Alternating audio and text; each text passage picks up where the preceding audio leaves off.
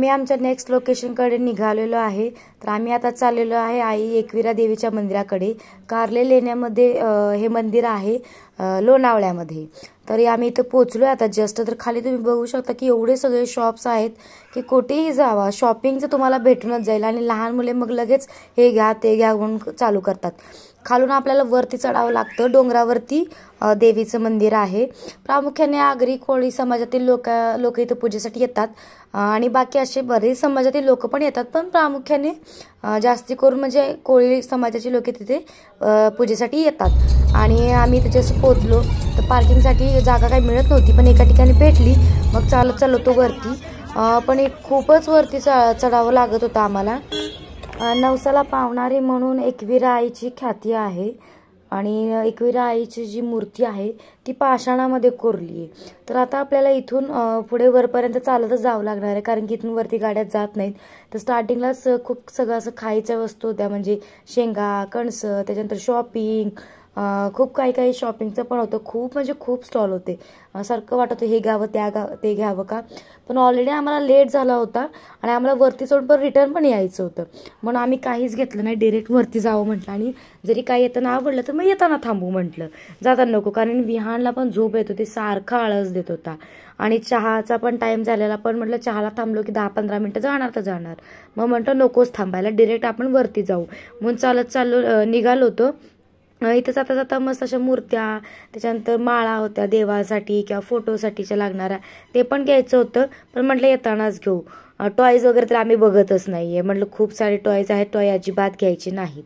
मग त्याच्यानंतर निघालो।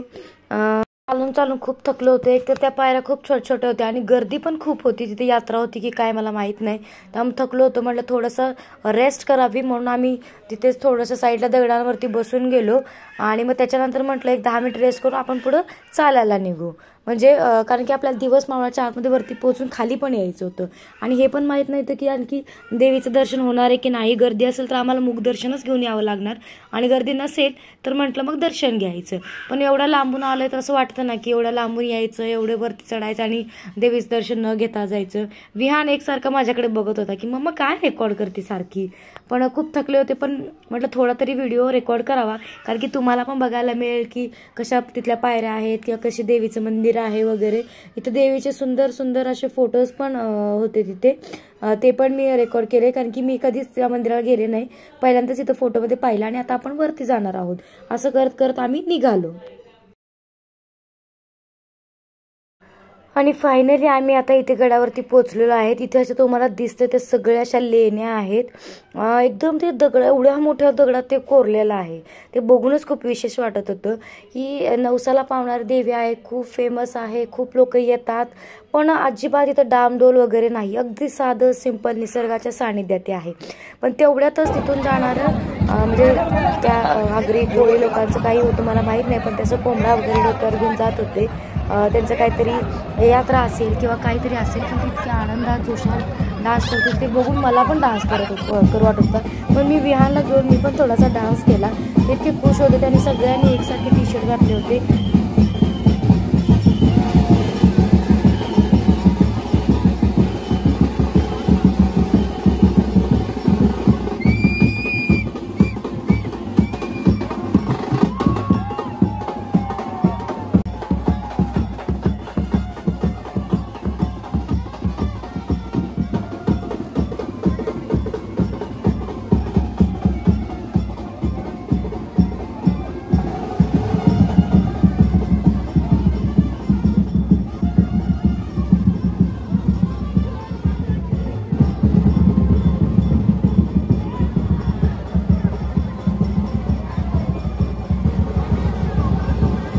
दर्शन घेतलं, खाली आलं, रांगेत खूप वेळ लागला, विहान थोडा चिडचिड करायला लागला होता, खूप वेळ लागला, त्यामुळे त्याचे झोपायचं पण टाईम झालं होतं। घरी यायला 8-9 वाजले, खूप भूक लागली होती। आणि आज विशेष म्हणजे माझ्या मम्मीचा बड्डे होता, केक कट पण करायचा होता, त्यामुळे आम्ही असंही बाहेर जेवणार होतो, कारण की एवढं थकून आल्यावर स्वयंपाक काय करणं शक्यच नाही।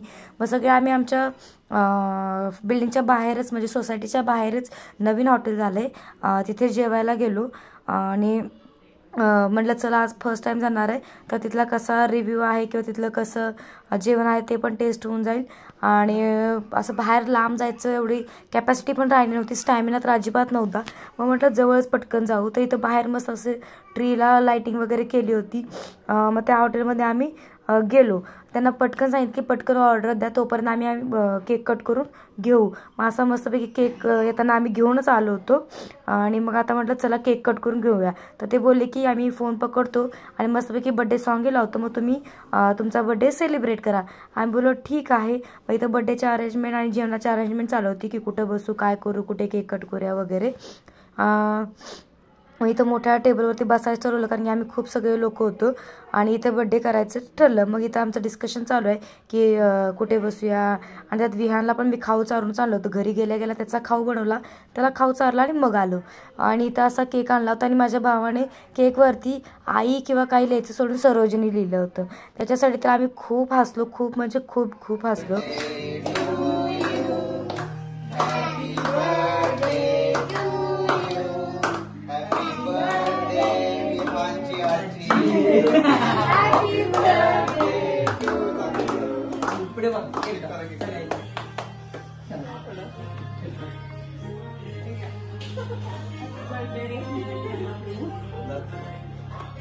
बड्डे सेलिब्रेशन झालं आणि विहान इथे टेबलवरती बसून सगळ्यांचं सेंटर ऑफ अट्रॅक्शन झाला होता आणि मस्तपैकी स्पून सोबत खेळत होता.